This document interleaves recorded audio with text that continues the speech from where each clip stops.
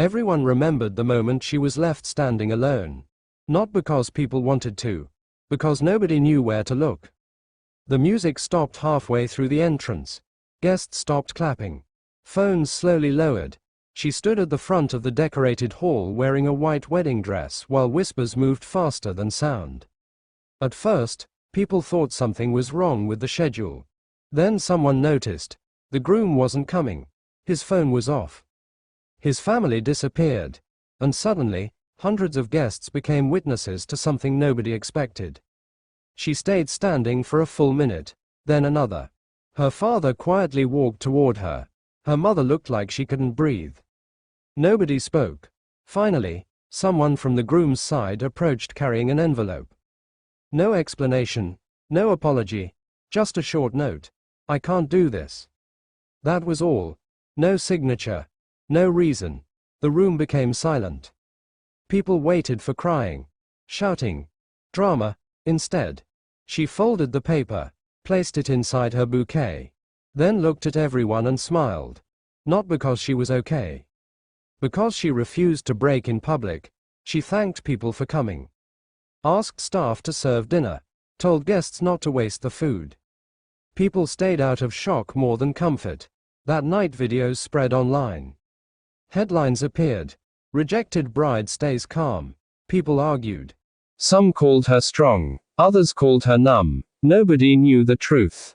She went home, locked her room, and didn't speak for a day.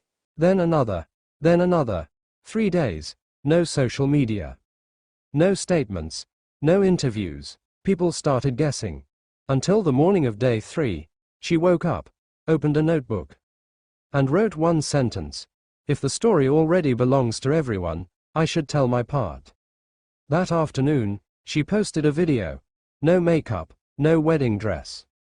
Just sitting at a kitchen table, she looked directly into the camera. She said, I waited 3 days because I wanted to know whether I missed him, or missed the future I imagined. Millions watched. She continued, I realized something. Pause. I wasn't heartbroken because someone left. She smiled slightly. I was heartbroken because I spent years becoming somebody I thought another person wanted. People stopped scrolling. Then she said something unexpected. The wedding is cancelled. Pause. But the honeymoon isn't. Comments exploded. Hours later, she posted another photo. Airport. 1 suitcase. 1 ticket. Destination hidden. The internet followed. People expected revenge, luxury spending, public drama. Instead, she arrived at a small coastal town. No photographers. No speeches. She rented a tiny room. Spent days walking, reading, sleeping, thinking. On the second evening, an older woman running the guest house asked.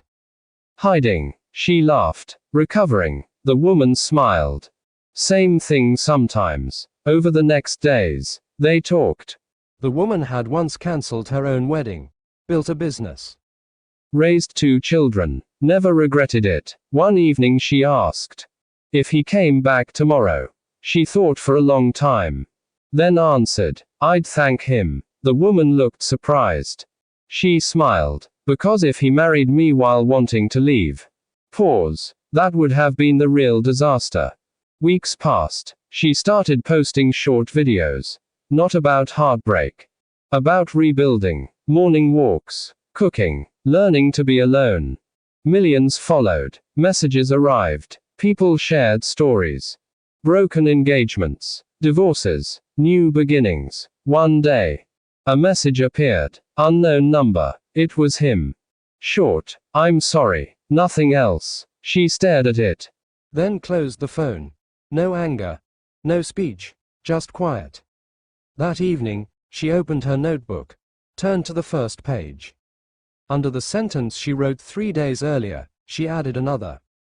Not every ending deserves reopening. Months later, she returned home. Not to continue her old life. To start something new. She launched workshops. Helped people rebuild confidence after major life changes. At the opening event, someone asked, do you ever think about your wedding day? She smiled. Yes. They waited. She said, it was the day I stopped waiting for permission to live. The room became quiet. Then somebody asked, "What happened to the dress?" She smiled. "Oh, pause. I donated it." People laughed. She added, "Somebody else should get a beginning from it." Years later, people still remembered the bride who got left at the altar. But not because she was rejected. Because she refused to disappear. And 3 days later, she changed the ending herself. Welcome to Satory Vault Network. Subscribe for more unforgettable stories.